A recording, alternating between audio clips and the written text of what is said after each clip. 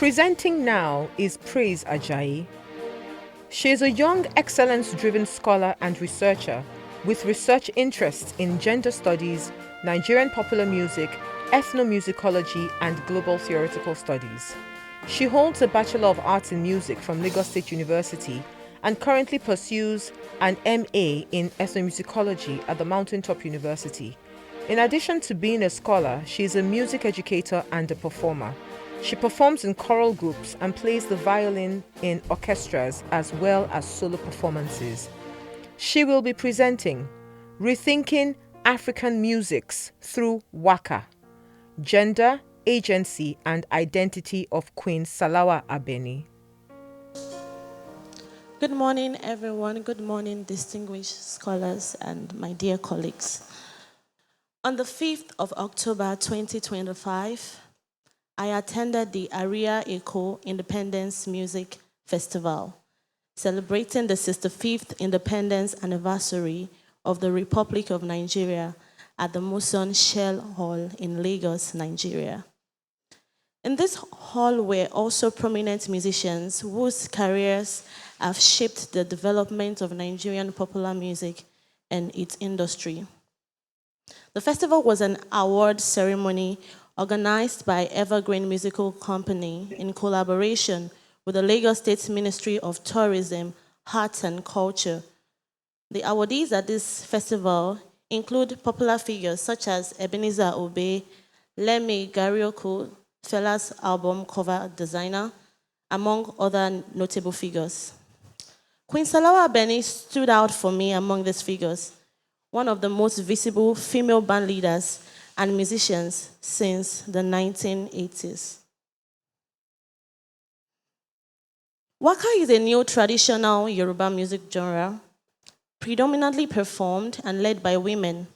It is characterized by rich vocal textures, call and response form, rhythmic percussion, expressive lyrical delivery, praise singing, and proverbial expressions. Closely associated with Islamic musical traditions, it is practiced mainly by Muslim women in southwestern Nigeria and is generally performed in Yoruba with traces of Arabic and Hausa expressions. Although rooted in these musical and cultural traditions, Waka has undergone significant transformation, at least in the last 40 years. Queen Salawa Abeni is a Waka musician who rose to prominence in the 1980s and became one of the most influential female band leaders in the Yoruba music industry since the 1990s. In negotiating visibility in a male-dominated industry that seemingly has no place for her, she christened herself as the Waka modernizer, an identity that eventually validated her position as a modern subject in the Nigerian music industry. I am interested in exploring the notion of modernity in Nigerian popular music industry. As such, I ask, what does it mean to understand modernity through the lens of Salawa Abeni? The life story of Salawa Abeni points to a unique trajectory within Yoruba popular music history. She began her professional career as a Waka musician at the age of 9 and released her debut album titled Late Muritala Ramat Mohammed under Leader Records in 1976 at the age of 15. The album reportedly sold over 1 million copies, making it one of the earliest commercially successful records by a female musician in the 1970s. The album speaks into a particular dynamic in Nigerian political history, which was a moment of national grief and mourning following the assassination of the head of state then, General Muritala Ramat Mohammed. This reflects how popular musicians strategically engage with significant national events to negotiate visibility, relevance, and position within the Nigerian popular music field. Salawa Abeni thus became a household name, particularly in southwestern Nigeria. Salawa Abeni's concept of modernity came to the fore between the late 80s and mid-1990s, particularly through two major albums, titled Congratulations, which was released in 1991, and Cheer Up, released in 1992.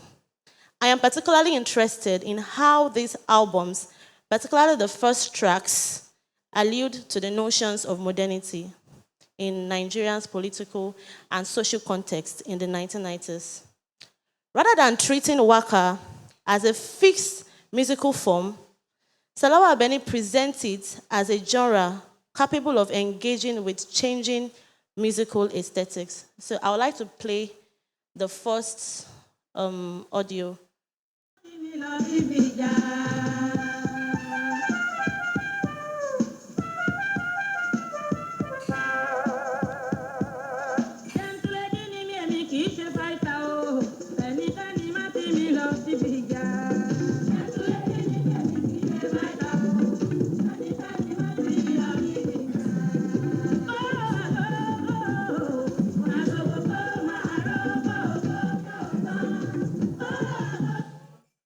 All right. The instrumental intro of Gentle Lady opens up an upbeat rhythmic pattern, which situates it into urban popular music soundscape, especially with global musical influences. Omojola explained that popular music is often the product of African musicians' creative reworkings and experimentation with diverse musical forms. He emphasized that this process is illustrative of how African musicians adapt to urbanization in their cultural environment. Let's quickly listen to the second one, Cheer Up.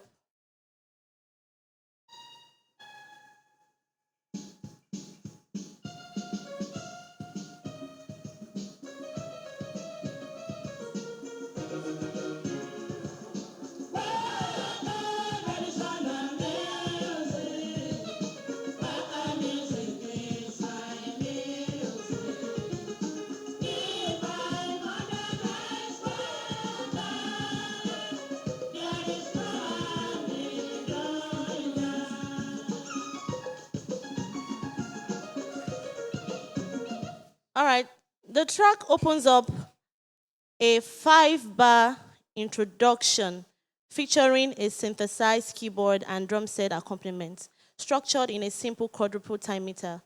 The melodic progression is mainly played to a diatonic scale with an infusion of a flattened third note at several intervals. The expansion of its instrumentation transformed the tonal organization of our Waka music, which in its earlier phase was rendered through more fluid and different tonal structures. Apart from the music, as we saw in the video, Gentle Lady, Salawa Abeni refashioned her body as a modern subject, particularly in her fashion and stage appearance.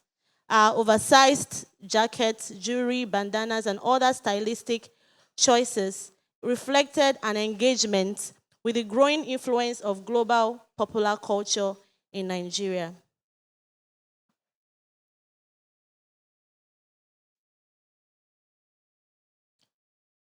The story of Salawa Abeni alludes to what the French sociologist Pierre Bourdieu conceptualizes as agency, which is the capacity of individuals to negotiate and act within structured social, cultural, and political fields.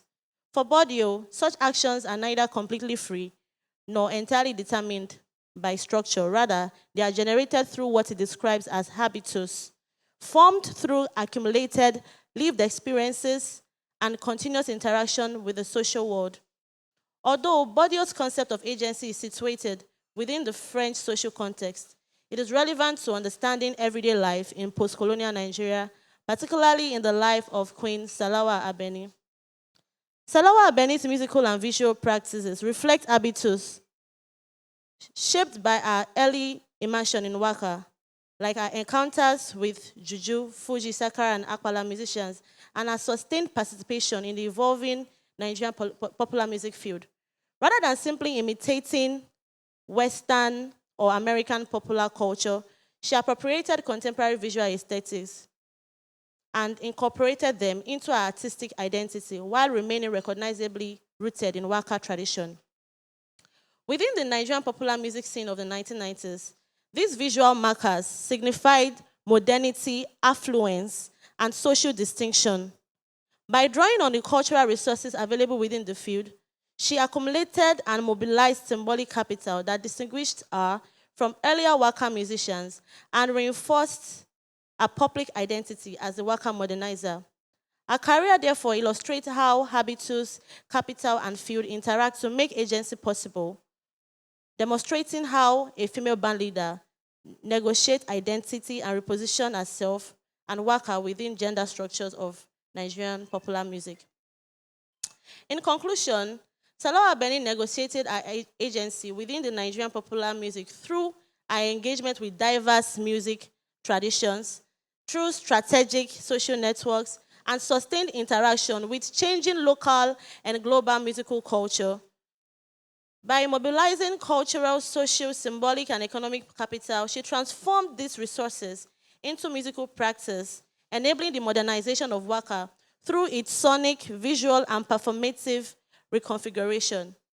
Our evolving musical practices, performance strategies, visual presentation, and public identity reflected habitus continually shaped by the dynamics of the field, while remaining rooted in the genre's Yoruba and Islamic foundations.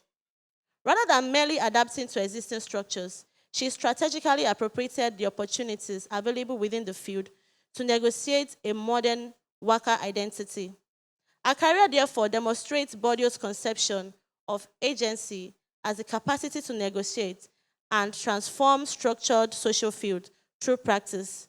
In doing so, she not only redefined her own position within Nigerian popular music industry, but also established modernity as a defining feature of Waka's continuing development. Thank you.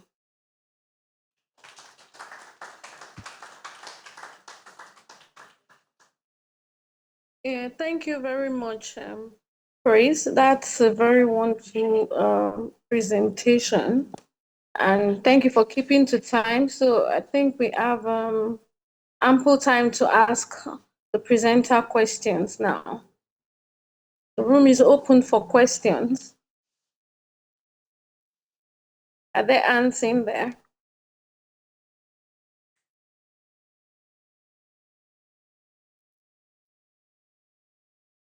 Rethinking African music through Waka. Agency, gender agency and identity of Salawa Abeni. Any question? Any question for Praise? I don't know. I'm not seeing Yes. the hands in the room. Yes. Online.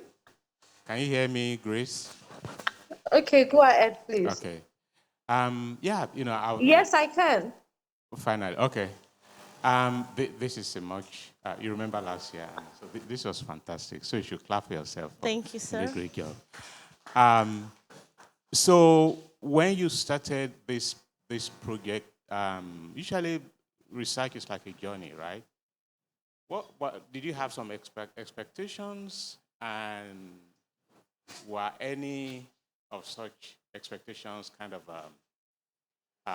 become irrelevant by the time in other words, how did your thoughts about this research begin, and in what ways did they change by the time you are finishing the research? Yeah. Okay, thank you, sir.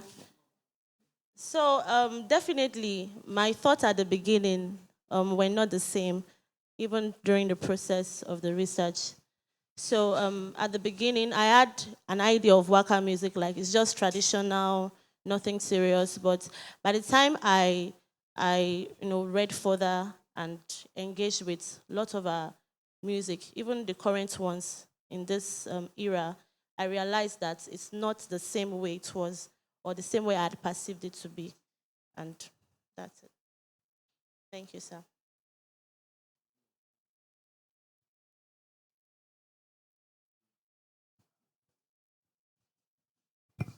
Any other question for Praise? Thank you very much, ma'am. Really appreciate your presentation again. Rethinking this genre of music, I was looking out for what it has given birth to in the contemporary setting. who are the people that are taking after Salawa in this genre, especially infusing contemporary appeal to it? Where has the rethinking process taken us in the contemporary world? Thank you. All right, thank you very much. Well, as a matter of fact, I came to know Waka when it was actually reimagined with Afrobeats, with rap. So that's when I actually came across it. So rethinking Waka in this era now, for Salawa Abeni, despite her age, she still reimagines Waka in Afrobeats and currently Amapiano. So, and there are definitely other Waka musicians who may not really be in the limelight as at now. But my focus was actually primarily on Salawa Abeni. And for Salawa Abeni, the way she rethinks Waka music now is by also reimagining it with other genres, especially like Afrobeats and Amapiano. So, thank you. Any other question? Thank you. Thank you. I'm just. Modernity, affluence, social distinction. Yes, Yeah. I'm with the mic now. Thank you for that. Yeah, you can go ahead, please. Please, I'm with the mic now. Okay. Thank you for that presentation. Just like the last speaker, I'm just thinking, if your topic is rethinking, I think you should give us the historical background of what Waka music was, and what is now, and where it is going. Now, you should tell us the first people the progenitors of Waka music, like Batile Alake and Alaragbo something and other. You didn't talk about that. So how do we know? What are you rethinking? If you have not been able to tell us I'm just wondering. Okay. Thank you very much. Nice presentation. Probably Amadeola Faleye. I want to align with the rest speakers because the technical question that Professor Omojola asked you is actually, I wasn't going to ask any question, but with that technical question and the follow-up, I was going to just advise that if it's a project for your thesis, for PhD or MA, you may have to rethink yourself. Why rethinking? Works done by Nahala.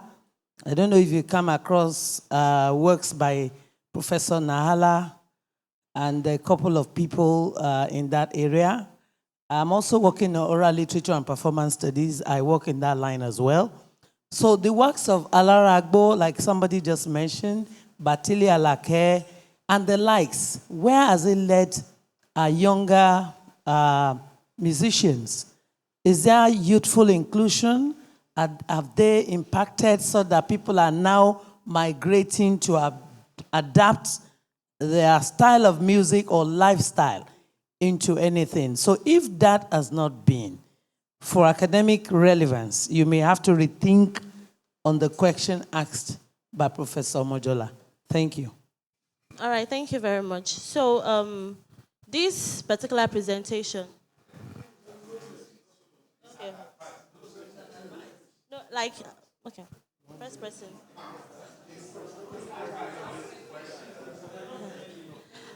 Do you All right, want I would like to answer respond that? to Professor Ologundudu. He mentioned that I was supposed to bring an historical perspective. So this is a fragment of the old work. It's not everything. And in the old work, I did all of that. I looked at Batuli Alake, Kubrat Alaragbo, and the like, Adebukola Ajawo. And this is just a fragment of the old work. Thank you very much. Thank you, Dr. Falaye, for that. Yeah.